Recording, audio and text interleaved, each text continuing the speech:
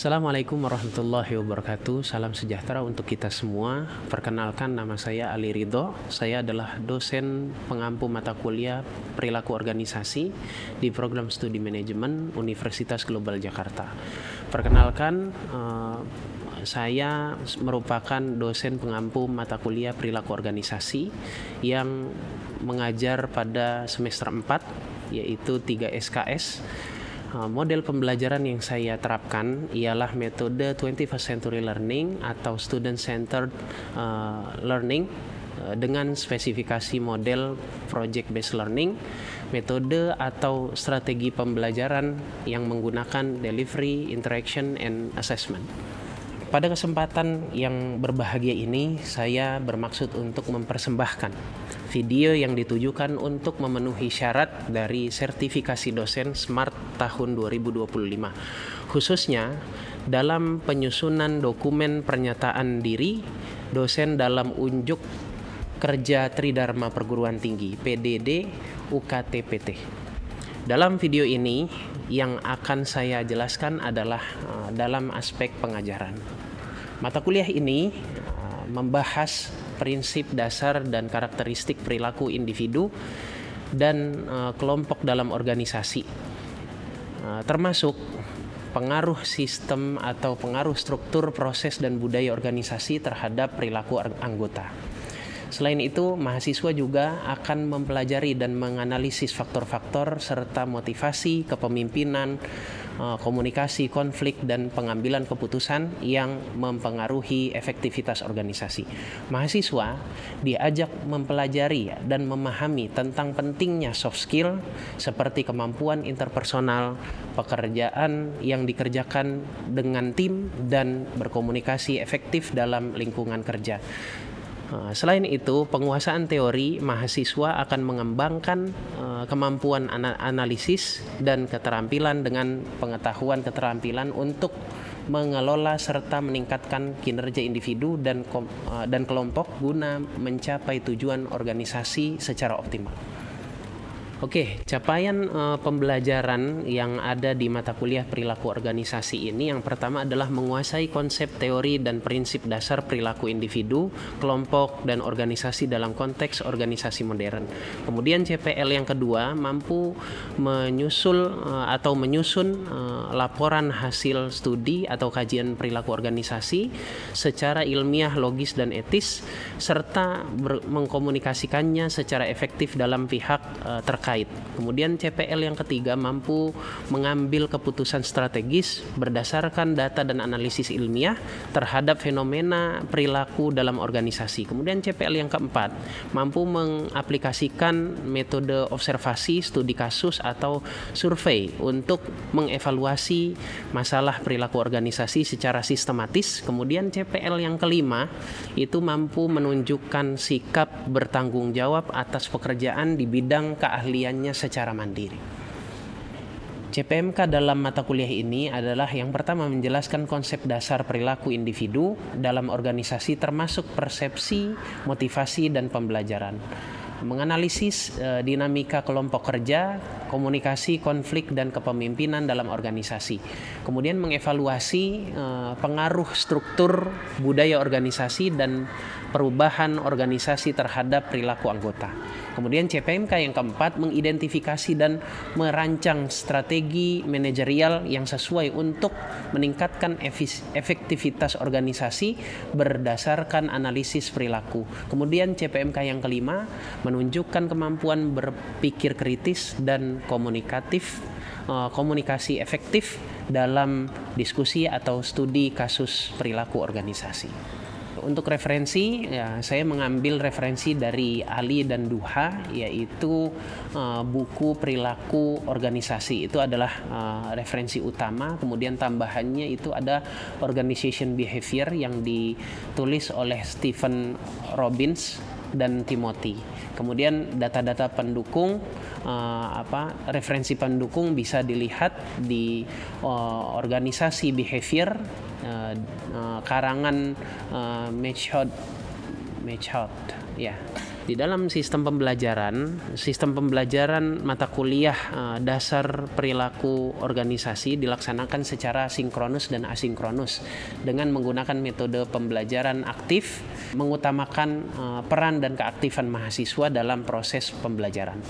Bentuk perkuliahan sinkronus dilakukan secara tatap muka di ruang kelas dengan menggunakan metode pembelajaran berupa ceramah interaktif, diskusi dan penugasan, serta konsultasi proyek secara langsung maupun secara video conference. Sedangkan pembelajaran atau perkuliahan asinkronus dilakukan melalui diskusi forum online, simulasi dan diskusi kelompok secara mandiri, studi kasus dan pembelajaran proyek yang terpusat dan dilakukan pada Learning Management System dan EduLink JGU. Kemudian pelaksanaan pembelajaran atau perkuliahan, perkuliahan pada mata kuliah perilaku organisasi ini dilaksanakan selama 16 pertemuan dengan 14 pertemuan berupa pembelajaran tatap muka, kuis dan penugasan struktur, kemudian 2 pertemuan merupakan UTS dan UAS. Oke, evaluasi pembelajaran mata kuliah perilaku organisasi didapatkan dari 4 komponen, yaitu pertama kuis, tugas, dan UTS, dan yang terakhir adalah UAS. Untuk komponen berupa kuis dilakukan untuk menguji kognitif mahasiswa yang dituangkan dalam bentuk indikator penilaian dari setiap pertemuan. Untuk tugas dilakukan secara individu maupun kelompok dengan menitik beratkan kepada pengalaman mahasiswa dalam menganalisis perilaku organisasi pada setiap bahan kajian. Kemudian untuk UTS dilakukan dalam rangka menguji keseluruhan pemahaman mahasiswa dalam bentuk ujian tertulis.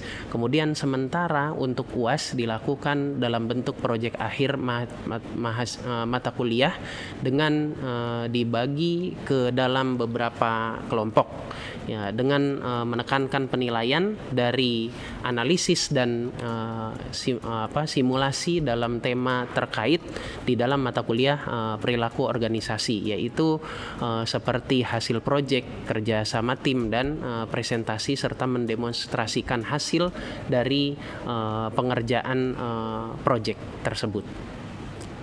Oke, untuk bobot penilaian itu adalah yang pertama ada assessment, tugas yaitu 30%, kemudian ada kuis dengan bobot 10%, kemudian ada UTS dengan bobot 20% dan UAS dengan bobot 40%. Berikut adalah video pengajaran di mata kuliah saya di mata kuliah perilaku organisasi. Silahkan menyaksikan.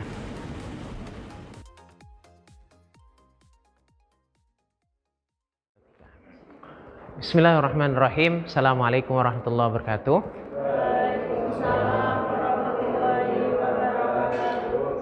Selamat siang, salam sejahtera untuk kita semua, ya. Terima kasih kepada teman-teman sekalian ya sudah hadir di pertemuan kita di mata kuliah perilaku organisasi di pertemuan ketiga, gitu ya. Alhamdulillah kemarin kita sudah membahas terkait tentang definisi dari perilaku organisasi. Kemudian kita melanjutkan kepada tema berikutnya, ya, yaitu tema perilaku kelompok dan kemampuan interpersonal, ya. Jadi di sini kita akan fokus ke dalam submateri di dalam perilaku organisasi itu sendiri, ya. Pastinya perilaku organisasi akan selalu berkaitan dengan perilaku kelompok dan juga perilaku individu. Nah, di sini kita akan fokus ke dalam pembahasan ini, gitu ya. Perilaku individu kita akan fokus kepada kemampuan interpersonal. Oke. Sebelum kita masuk ke dalam pembahasan dan apa saja yang nanti akan kita bahas terkait tentang perilaku organisasi, alangkah baiknya juga kita masuk ke dalam presensi terlebih dahulu, gitu ya. Oke, berikut adalah QR code, ya. Jadi teman-teman bisa untuk men-scan, gitu ya, untuk absensi gitu ya.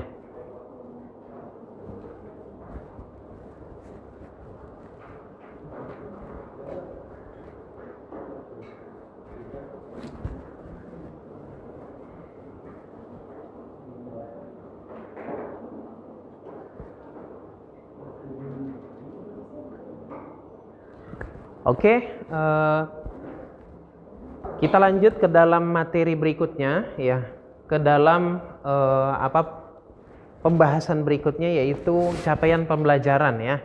Jadi di sini di mata kuliah kita pada hari ini pastinya teman-teman dituntut untuk memahami gitu ya berbagai macam poin-poin yang akan kita dapatkan di pertemuan kita pada hari ini. Di antaranya ya, yang akan kita dapat setelah pembelajaran di bab ini, mahasiswa diharap memahami ya konsep dasar dari perilaku organisasi, termasuk aspek perilaku individu, kelompok, dan perilaku individu dalam suatu organisasi gitu ya. Kemudian poin yang kedua itu kita akan mahasiswa dituntut untuk memahami, untuk memberi pemahaman gitu ya terkait tentang perilaku organisasi, pengaruh sikap, motivasi, persepsi, dan kepuasan kerja terhadap kinerja individu dan kelompok dalam suatu organisasi gitu ya. Kemudian juga mahasiswa dituntut untuk mampu memahami strategi pengelolaan konflik ya, stres. Kemudian poin-poin berikutnya ya, yang nanti kita akan bahas yaitu motivasi dan lainnya gitu ya. Kemudian poin selanjutnya itu mahasiswa dituntut untuk memahami prinsip kepemimpinan. Pastinya dalam perilaku organisasi kita memahami apa itu kepemimpinan gitu ya. Jadi suatu organisasi bisa terbentuk, bisa dipengaruhi oleh faktor kepemimpinan gitu ya. Kemudian ada mahasiswa diharapkan mampu berkolaborasi. Nah, kemudian mahasiswa juga mampu mengintegrasikan ya, menginternalisasikan nilai-nilai yang ada di dalam etika, moral, dan lain sebagainya dalam kelompok ya, dalam kelompok organisasi. Oke. Kita lanjut ke dalam definisi kelompok ya. Definisi kelompok adalah orang yang memiliki kepentingan yang sama ya, dan memiliki beberapa landasan interaksi yang sama.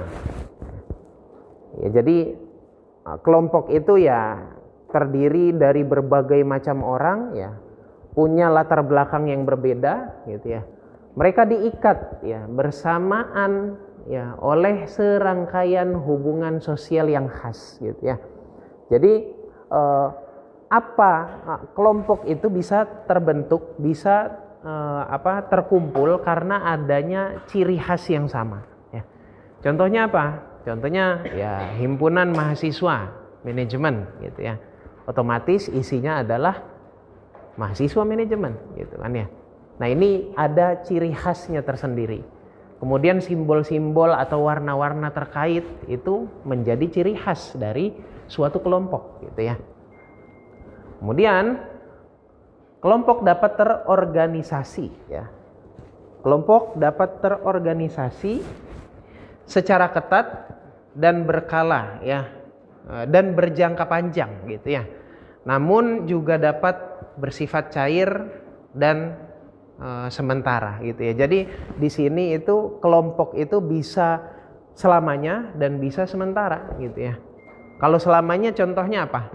Kalau teman-teman bisa kasih gambaran contoh suatu kelompok yang akan terikat selamanya dalam kehidupan kita.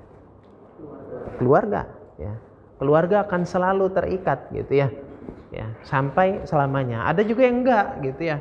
Hanya ya di dalam suatu kelompok organisasi, contohnya kelompok event atau kelompok himpunan dan lain sebagainya gitu ya. Oke, kemudian kita masuk ya ke dalam pembahasan ya bahwa dalam suatu kelompok itu pasti kita membicarakan tim gitu ya. Nah, di sini kita fokus ke dalam tim yang dimana suatu tim itu bisa memiliki kinerja tinggi ketika memiliki karakteristik yang sama gitu ya. Jadi suatu kelompok atau individu personal gitu ya bisa bergerak bareng-bareng ketika punya ciri khas atau karakteristik yang sama gitu ya. Misalnya begini deh, saya beri contoh teman-teman kalau bermain bakyak. Tahu bakyak? Ya, bakyak kan pakai sendal tuh bareng-bareng gitu ya. Jadi itu ada koordinasi, ada kesamaan gerakan antara individu lain dengan individu yang lainnya gitu ya. Maka bisa mencapai satu tujuan gitu ya. Nah, seperti itu ya contoh dari suatu kelompok dalam perilaku organisasi gitu ya. Kemudian masuk ke dalam perspektif terhadap kelompok gitu ya. Jadi beberapa perspektif atau teori itu disampaikan oleh para ahli gitu ya. Di sini ada 3 teori ya, 3 perspektif dari sudut pandang perilaku kelompok dan perilaku interpersonal gitu ya.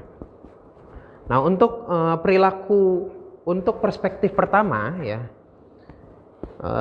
digarisbawahi adalah intinya melihat konsep organisasi atau mahasiswa atau suatu kelompok ya, contohnya mahasiswa lah ya,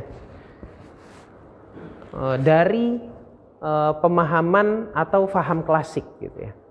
Jadi dari faham klasik ini itu mengambil dari contoh-contoh sejarah masa lalu lah gitu ya. Jadi tidak terlalu menekankan kepada pembahasan yang sifatnya humanis gitu ya, kepada sistem, lebih banyaknya kepada sistem manajemen, sistem organisasi dan lain sebagainya. Dan ini ya selalu akan berkaitan dengan fungsi-fungsi, contoh fungsi dari organisasi yang dirancang, kemudian pembiayaan, kemudian kewenangan, tanggung jawab ya, yang dijalankan dan lain sebagainya. Saya akan bagikan tugas kepada teman-teman semua ya, di mana tugas ini itu mengharuskan teman-teman mencari orang baru untuk mengenal teman-teman gitu ya. Gunakan pemahaman yang sesuai dengan apa yang sudah saya sampaikan di dalam PowerPoint tadi gitu ya. Jadi ada pendekatan interpersonal yang sifatnya emotional intelligence atau IQ, atau bisa dilihat dari pendekatan kelompok sekunder atau kelompok primer dan lain sebagainya gitu ya. Sebenarnya ini gampang banget teman-teman. Saya nanti akan berikan contoh setelah teman-teman telah menjalankan tugas ini gitu ya. Mungkin untuk sesi ini saya minta teman-teman mencari satu orang yang teman-teman ajak kenalan, kemudian teman-teman gambarkan gitu ya, bagaimana teman-teman kenalan dengan orang baru tersebut gitu ya. Oke ya, waktunya saya berikan kepada teman-teman semua gitu ya. Oke, boleh silahkan.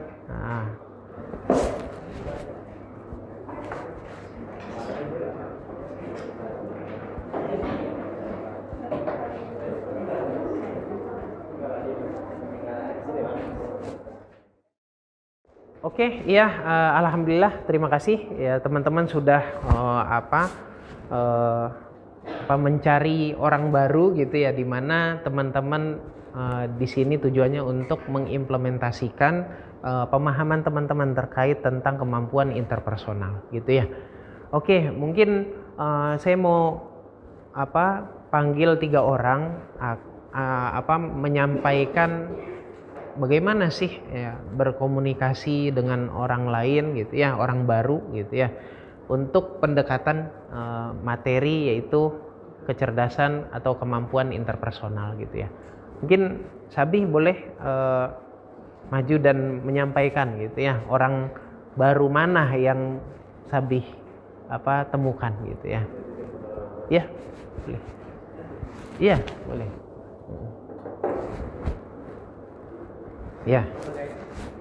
ya, Jadi oke. tadi saya ketemu orang di depan situ kan. Kenalannya itu ya tinggal kenalan doang kayak namanya siapa gitu kan. Jadi gitu doang sih. Oke, iya. Oh, jadi motifnya nggak ada gitu ya? Kalau motif sih ya karena tadi dia lagi main game nih, game yang saya suka sih ya asalnya robot aja gitu kan. Oke. Game apa ini gitu. Ya, ya, ya. Kemudian pendekatan apa lagi yang Sabih lihat dari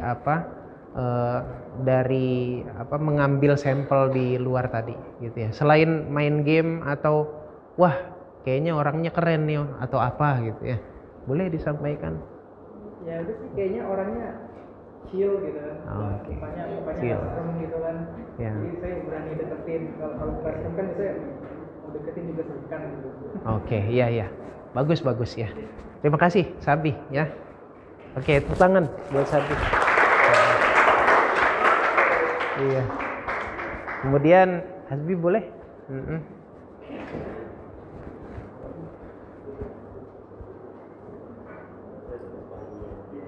Oke, ya. Assalamualaikum warahmatullahi wabarakatuh. Waalaikumsalam warahmatullahi wabarakatuh. Jadi tugas yang tadi di depan kebetulan saya fokusnya ke mahasiswa Pak, karena Iya. kan banyak juga di mahasiswa kan. Tapi yang belum saya kenal, cara pendekatan saya mungkin pertama kayak yang di warung itu tadi, Iya. saya tanya-tanya dulu kenalan segala macam.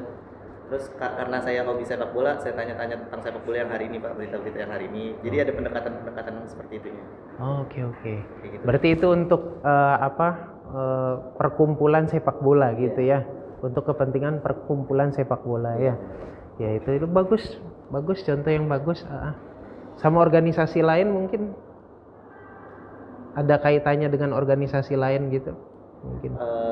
Mungkin karena sambil ngobrol yang ini Pak, berita-berita hype yang sekarang. Oh, berita-berita tentang olahraga gitu ya. Olahraga juga atau juga yang tentang kampus juga. Oke, tentang kampus. Seperti itu. Oke.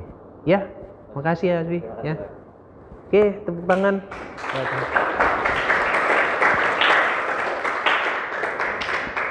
Oke, satu lagi siapa ya?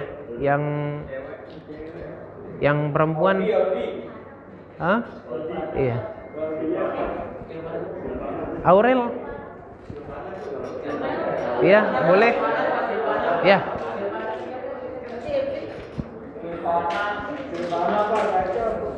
Udah? Ya. Oke. Tadi bertemu siapa, Aurel? Jadi tadi saya di depan bertemu sama sekelas adik tingkat di bawah semester saya, dan dari situ saya melakukan pendekatan seperti misalnya karena saya sebagai cutting mengikuti organisasi di dalam himpunan dan termasuk minat dan bakat, jadi saya di situ kayak bertanya-tanya kayak hobinya apa, terus seperti kayak ada keinginan atau enggak untuk join ke organisasi kayak lingkungan di mahasiswa kayak himpunan atau bahkan UKM yang ada di kampus untuk yang bisa diikuti sebagai pengembangan diri adik tingkat tersebut. Jadi saya melakukan pendekatannya secara mengajak gitu Pak. Oke, bagus. Ya, itu kecerdasan interpersonalnya yang luar biasa ini ya. Karena memang untuk mendekati orang lain itu kita harus punya background atau pemahaman yang mendalam terkait tema-tema yang nantinya kita akan kulik di diri orang yang lain gitu ya. Oke, bagus. Ya, terima kasih. Ya, makasih. Ya, tepuk tangan. Nah, di sini saya mengambil kutipan dari satu ulama terdahulu gitu ya. Beliau menyampaikan barang siapa belum merasakan pahitnya belajar walaupun sebentar, ia akan merasakan kehinaan, kebodohan sepanjang hidupnya. Yang ini disampaikan oleh Imam Asy-Syafi'i Muhammad bin Idris radhiyallahu anhu gitu ya. Nah, di sini perlu penekanan bahwa memang mempelajari sesuatu itu ya perlu dengan niat, perlu dengan tekad gitu ya. Maka memikirkan pembelajaran itu disebut berzikir. Belajar sampai kita memahami itu disebut dengan jihad gitu ya. Oke. Sebelum saya tutup, ya, saya akan membagikan tugas kelompok kepada teman-teman semua, ya. Di mana tugas kelompok ini teman-teman buat, kemudian teman-teman nanti akan presentasikan dan juga dibuatkan makalahnya. Nanti teman-teman bisa kumpulkan di Google Classroom, gitu ya. Oke. Mungkin kalau tidak ada pertanyaan, kita bagi kelompok, ya. Oke, kita sudah bagi kelompok, ya. Kemudian mungkin untuk pertemuan hari ini saya tutup. Terima kasih kepada teman-teman semua yang sudah hadir, dan mudah-mudahan apa yang kita pelajari hari ini bisa memberikan manfaat untuk kita semua. Ya, amin ya rabbal alamin. Saya tutup, wabillahi taufik wal hidayah. Wassalamualaikum warahmatullahi wabarakatuh. Itulah cuplikan dari proses pembelajaran serta penjelasan singkat untuk salah satu mata kuliah yang saya ampu untuk kuliah perilaku organisasi pada kampus Universitas Global Jakarta, khususnya program studi manajemen. Semoga dari informasi yang saya berikan dapat bermanfaat bagi para penonton dan pada teman-teman yang menonton untuk sertifikasi dosen yang saya ajukan. Kemudian penyusunan dokumen penyetaraan diri dosen dalam unjuk kerja Tridharma Perguruan Tinggi. Saya ucapkan banyak terima kasih kepada tim penilai dan panitia yang terlibat dalam menyusun sertifikasi dosen SMART pada tahun 2025, terkhusus kepada LL Dikti Wilayah 4 Jawa Barat dan Banten, serta Direktorat Sumber Daya di Dirjen Dikti, Kementerian Riset dan Teknologi. Terlebih saya mengucapkan terima kasih kepada Universitas Global Jakarta serta seluruh sivitas akademik dari rektor, wakil rektor, dan seluruh jajaran, pimpinan dosen dan rekan sejawat, serta para mahasiswa-mahasiswi Universitas Global Jakarta yang saya cintai. Wabillahi taufik wal hidayah. Wassalamualaikum warahmatullahi wabarakatuh.